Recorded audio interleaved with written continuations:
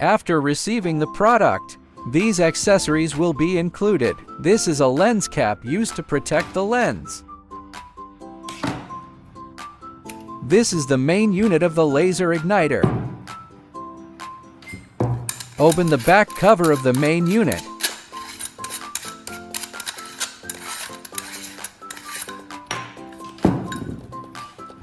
Connect the batteries according to the corresponding interface requirements.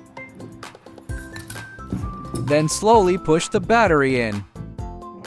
Ensure the power cord does not get stuck in the fan. Install the back cover.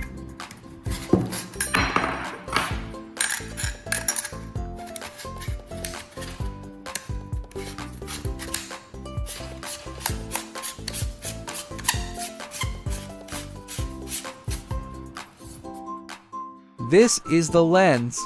If no lens is installed, effective range 1-2 meters. This is the switch. This is the laser firing button. This is the charging port. Install lens. If you install a lens, the effective range can reach more than 15 meters. After the lens is locked, the focus can be adjusted.